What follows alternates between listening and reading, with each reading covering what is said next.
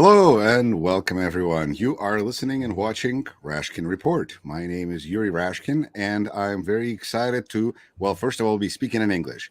Second of all, to welcome all of you to this stream, to this program. And finally, I'm really excited to be joined by two amazing musicians who are going to help us, bring more awareness to somebody we should be speaking about more. And that is a great composer. So who is this great composer, you may ask? Let's figure this out. Sergei Bortkiewicz. Sergei Bortkiewicz. Или не Сергей Эдуардович Борткевич, Sergei Bortkiewicz. I'm using the edition which is in French. So their name is Serge. But actually Sergei, because he lived he was born near Kharkov. He lived in Germany and Austria. So he's mostly known as Sergei. Either way, I think it's a lovely name. So I want to welcome Alexander Chaplinsky, Anna Shelest. Welcome to the program. Thank you so much for joining us here today. Thank you for having us. Right. And I am excited whenever there's opportunity to talk about something that we need to talk more about. I'm always excited when there's opportunity to share some good music and have some nice people on the program. I mean, this is just like a triple threat for me. So I'm excited. But before we get to Sergei Bortkiewicz, let's point out there's an event in musical world today. A famous Russian conductor has passed away. Timirkanov was a conductor of St. Petersburg Symphony, I believe, orchestra. One of the St. Petersburg Philharmonic. Philharmonic. Thank you very much. One of the biggies in the world of so-called serious music. And since I have the privilege of having two classically trained musicians with me, perhaps you have some thoughts you'd like to share about Maestro Timirkanov. Of course. Alexander, yeah.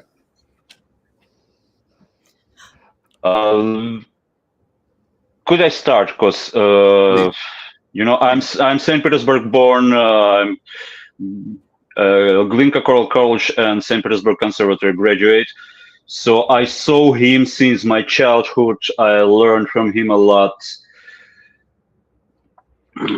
He has a very specific manual technique because the orchestra conductor without using a baton, it's pretty unusual. And his gestures were extremely beautiful.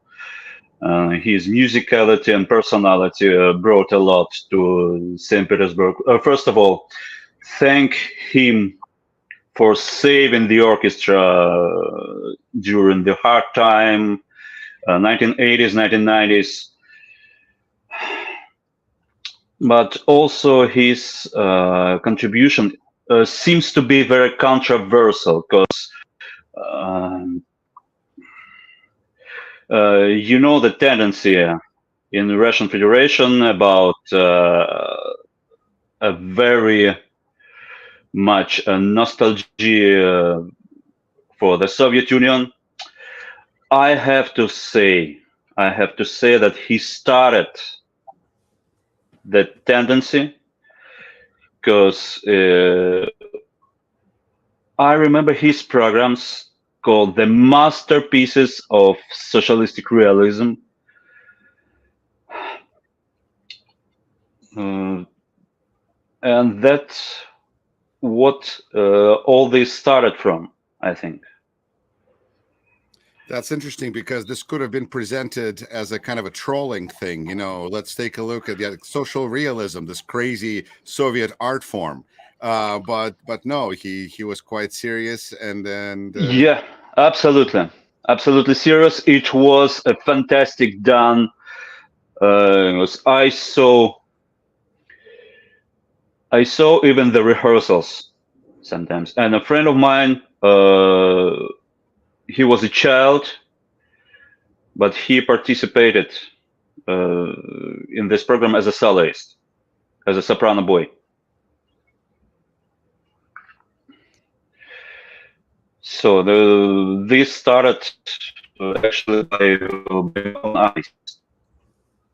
All right. I'm a concert host. Of course, I respect him very much. But to talk about the person who passed away is either good or nothing except truth. That's how does it originally sound. I believe that is the original expression, which I like it better anyway.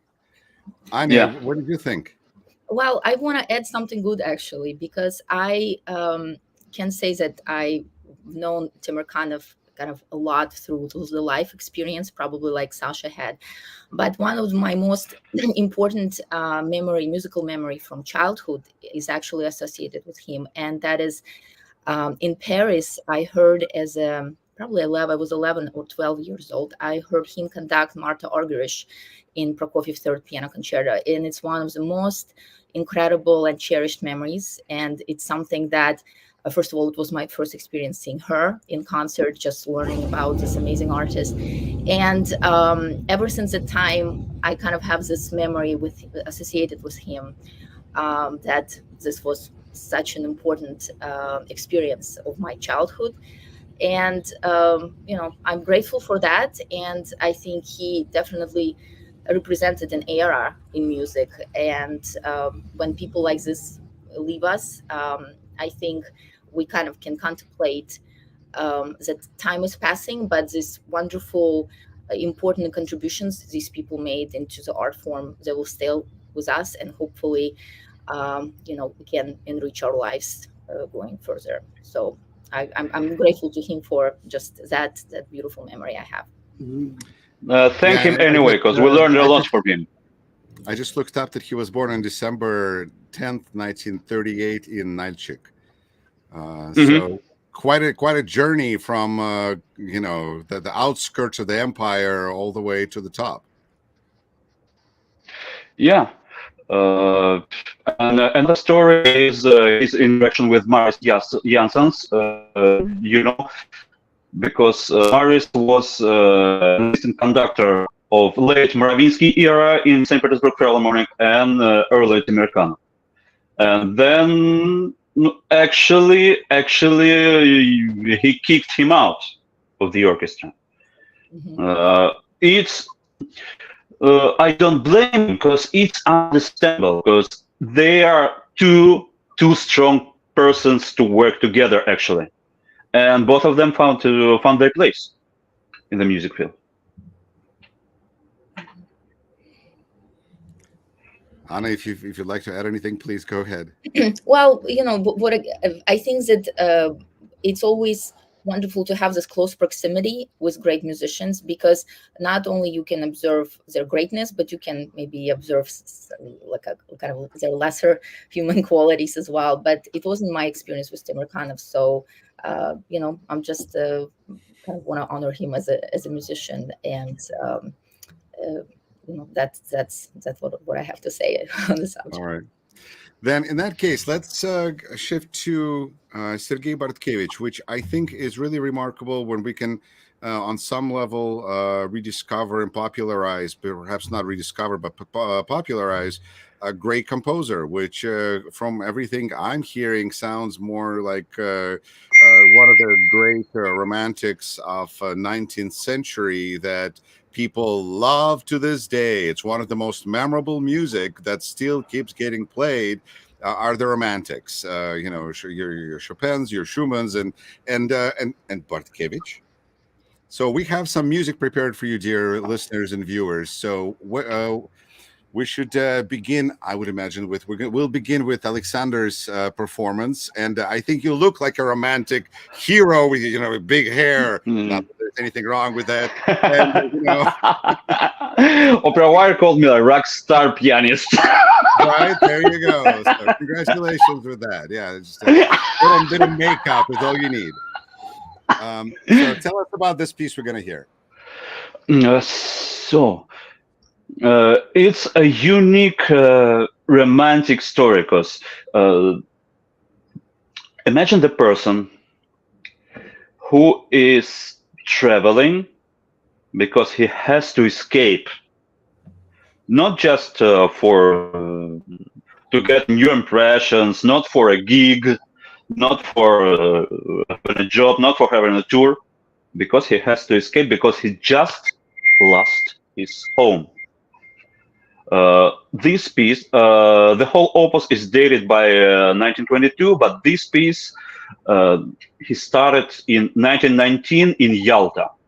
So having all this, his estate near Kharkov was destroyed by Bolsheviks. So he has to start the third time in his life from the clear point, because he learned in Austria by he took lessons from Liszt student. He started his career there. He became very famous with his first concerto. Then 1914 WW1, he has to go back home and start from the clear point there. Then 1917, no career, no job, no even home, no anything. And having all this guy was staying in the hotel in Yalta and just took a look at the window and started to compose that piece. I can't imagine this way of minds, this way of feelings. What a person was this to compose such a piece in such circumstances. I can't believe it. Well, let's listen. Let's take a listen, and I'll just ask my dear guests to mute your microphones during the performance of the piece. Sergei Bortkiewicz.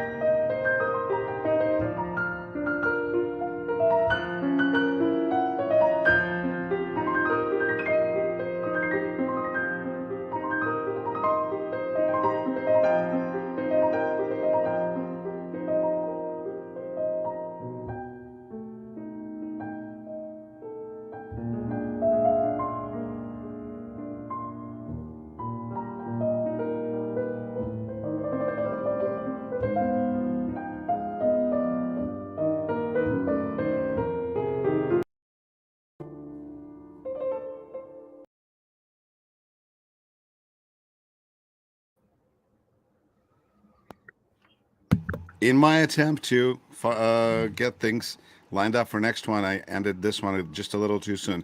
You know, Alexander, Anya, this is probably the most hopeful and optimistic thing I have heard on this channel ever. Yeah.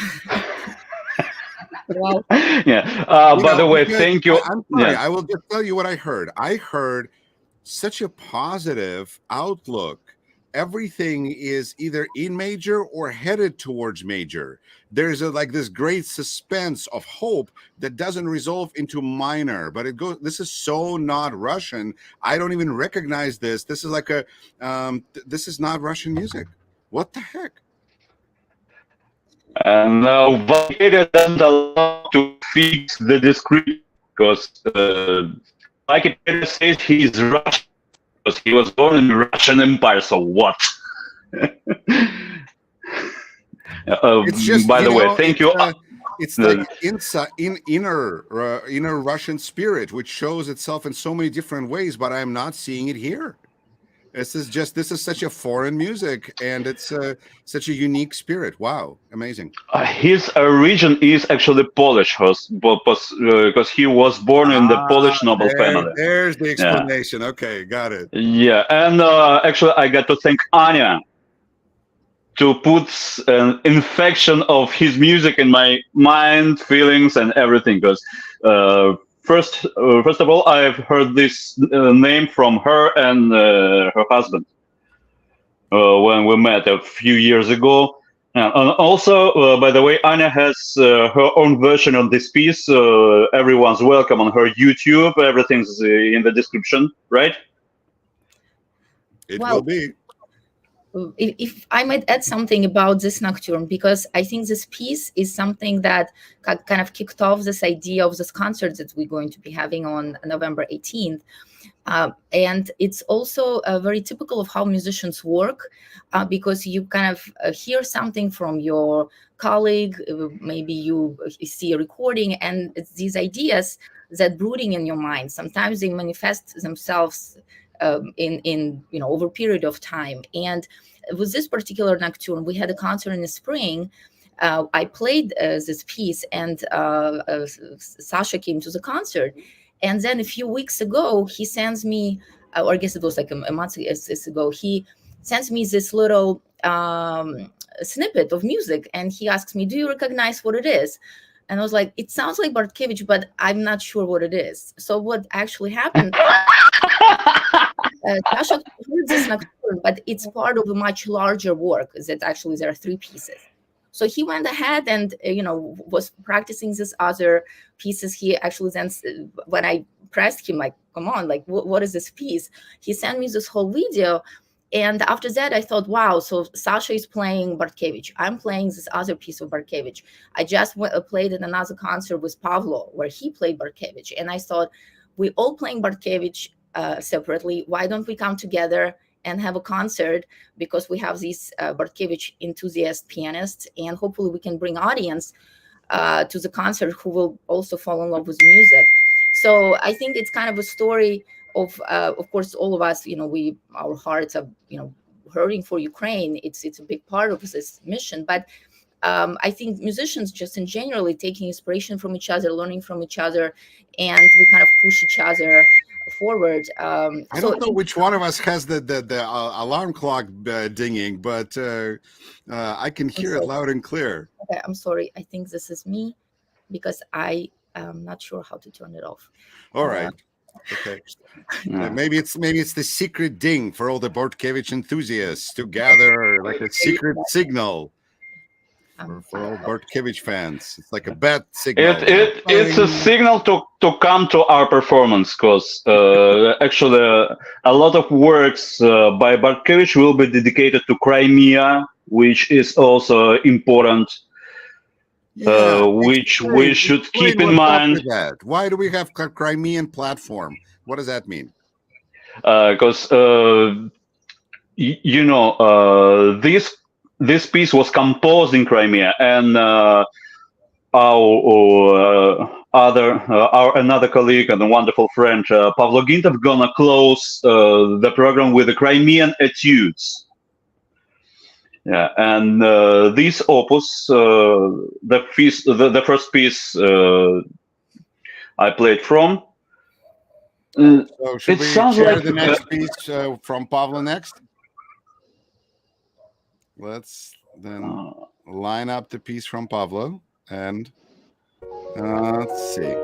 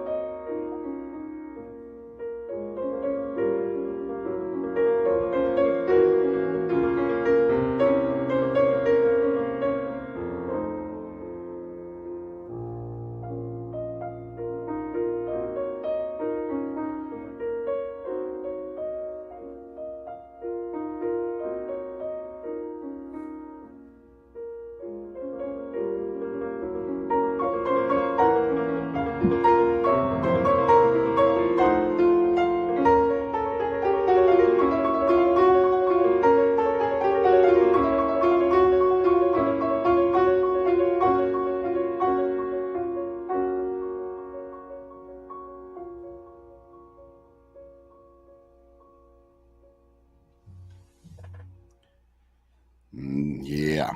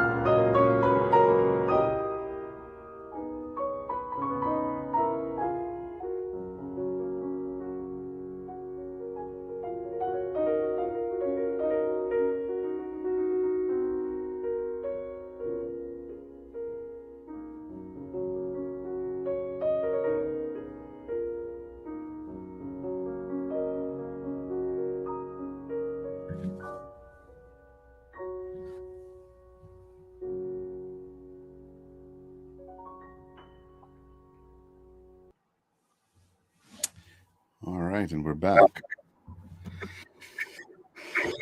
Very, very pleasant, beautiful imagery. This is, I'm just, it's very relaxing, you know, it's great.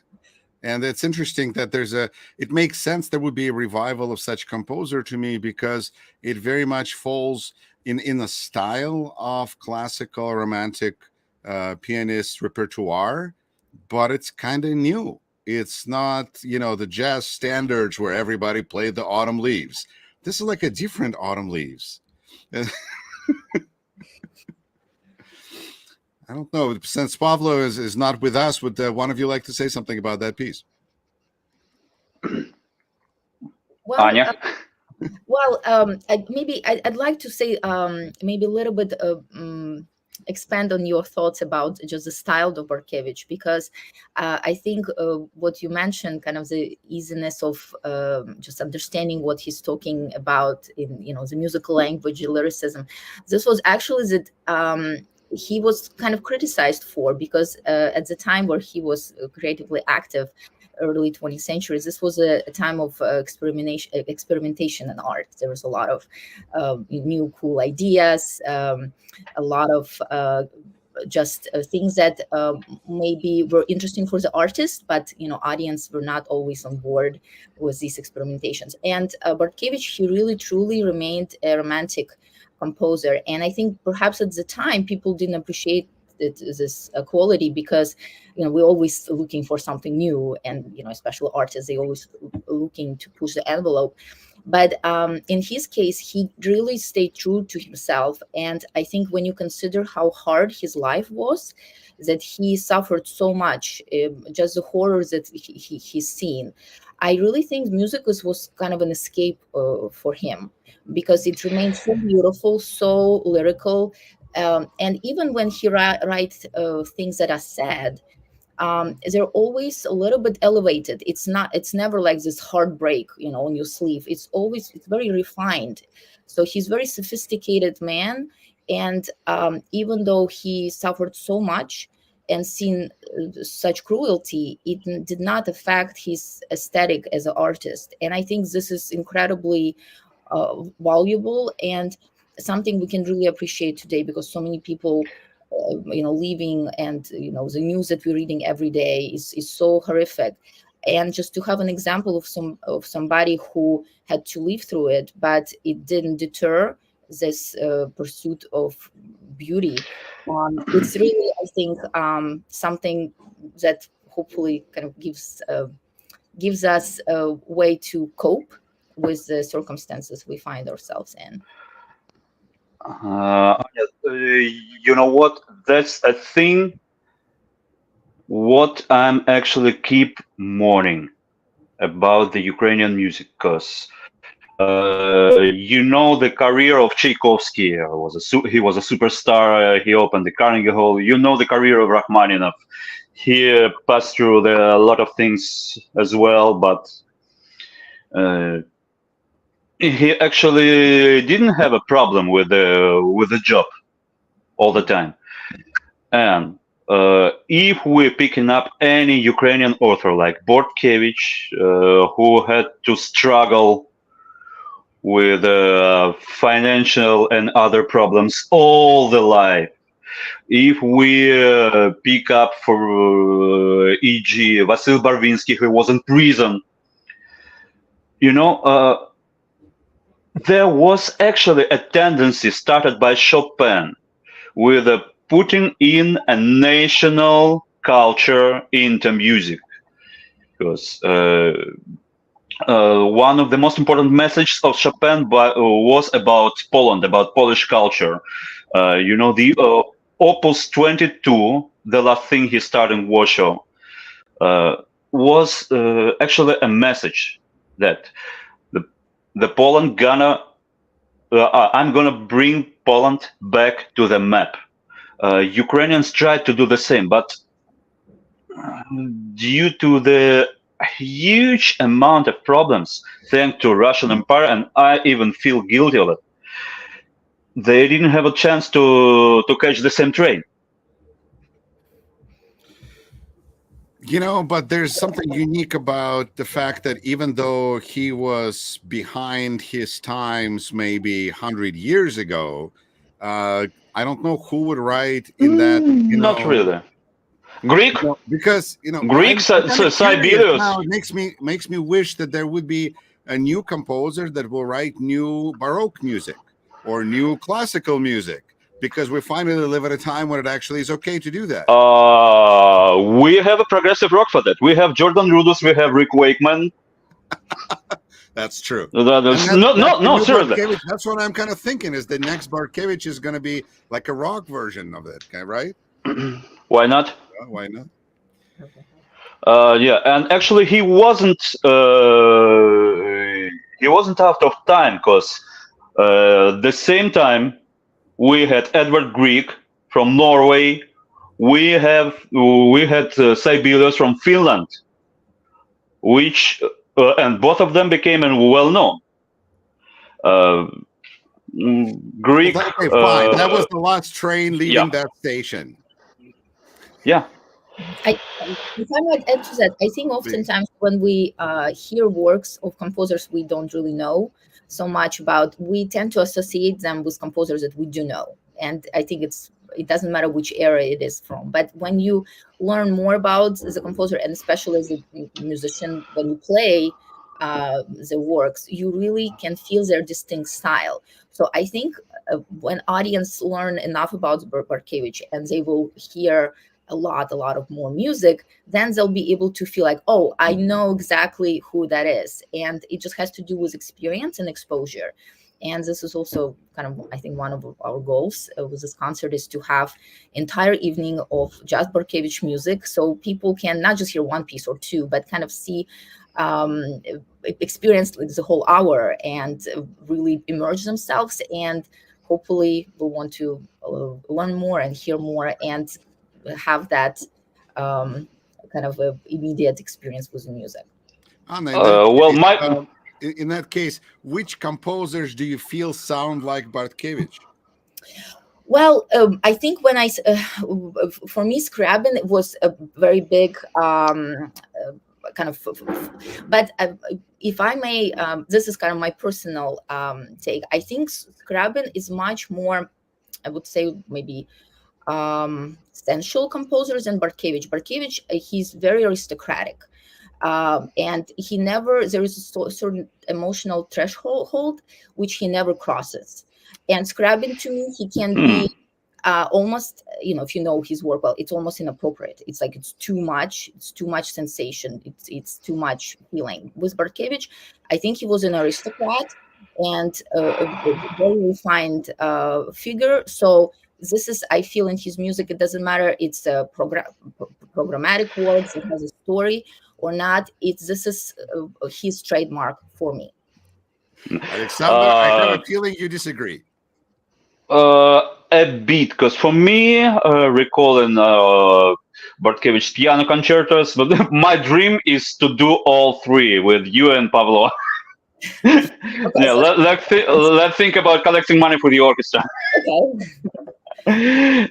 No, he is very sincere and very straightforward with his modulation, cadenza. You know that music, of course. And another thing, in compare Bortkiewicz to Scriabin, Scriabin has his apartment. He has his home, unlike Bortkiewicz. That's an important matter. And it still exists. It's a museum in Moscow. I see. So house museum. Yeah, apartment museum. Like apartments? Is he renting out buildings? What's going on? No, he's got a house museum, and Bortkiewicz has no home this way, right? Of course. There is a house in Kharkiv, in the center, which now we know that his family owned and they lived in that house. I'm not sure there's a museum there. It's probably just people living there. But his music and his contribution to romantic language, it hasn't been unknown in Ukraine until quite recently. So I think perhaps we'll be looking into a Bortkiewicz museum in the future in Kharkiv, because that building is there where he lived. Hopefully the building will stay. I know. I feel like we should release the address. I don't know what's happening there. I know what it is, but no, I'm not gonna. I mean, this is just that's a war. Yeah. Wow. So let's listen to some more beautiful music. Ani, if you could tell us a little bit about the piece of yours that we're going to hear. Sure. So the piece that I'm playing, it's a large suite. It has 10 movements, and it's called 1001 Nights. So what attracted me to it is this programmatic element, because when you play music that is not so known, it's always wonderful to have some kind of extra element to put in the program, to talk with the audience. And this was, when I saw the title of this piece, I thought, I want to look at it. What is it? Because it's such a beautiful and magical theme. Your kind of imagination already is, just by reading the title, it's kind of flying off, and you Then in imagine. one night, boom, right there, yeah. So it has this beautiful magical element about it. But another feature of it is that it actually was composed as a ballet suite. It was attended as a ballet. I don't think it was ever choreographed. I know that it has been performed in Vienna as an orchestra suite in 1927.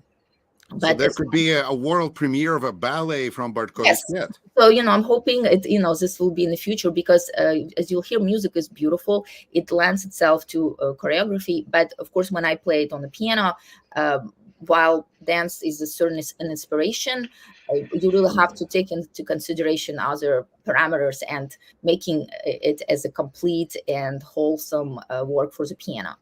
So this movement is called Dance Triste. It's like a sad dance. And I think it's kind of, again, connects to this subject we've been talking about. Bortkiewicz is suffering so much and experiencing so much. And here he writes this dance that is supposed to be sad, but it's incredibly beautiful. It's very nostalgic. And this is one of my favorite movements from the suite. So I thought it would be great to hear it now. Here we go.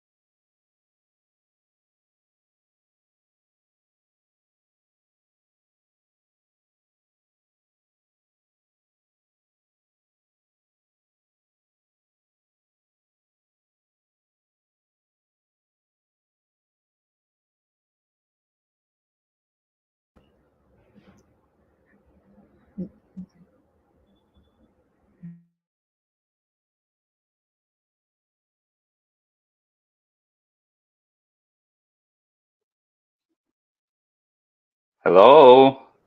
Did we lose a connection? I wasn't sure. Sasha, can you hear? Yeah. Do you hear and see me? Yes, I see you, but I don't see Yuri, and it's like there are only two of us now. Yeah.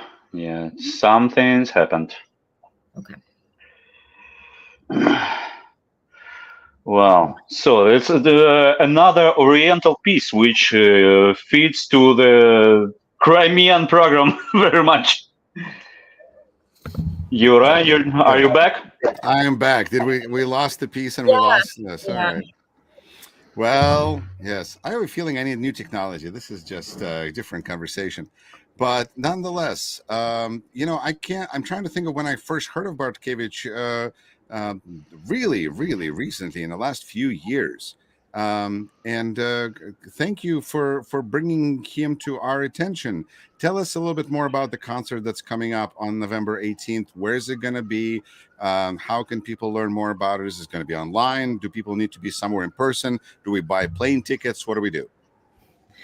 Well, it's going to be November 18th at 7 o'clock in Midtown Manhattan at the Piano Salon. 7 or 8? 7 to 7:30. 7. And it's 7. Okay. It's going to be, yeah, you better be there because you're the first one, Sasha. So, so this concert is a part of this of the kind of larger festival, Ukrainian cultural festival that is being organized by Razum, and incidentally, we are collecting funds for their work in Ukraine, and more specifically for Kharkiv region. So somebody from the Razum team will be there to talk about their work.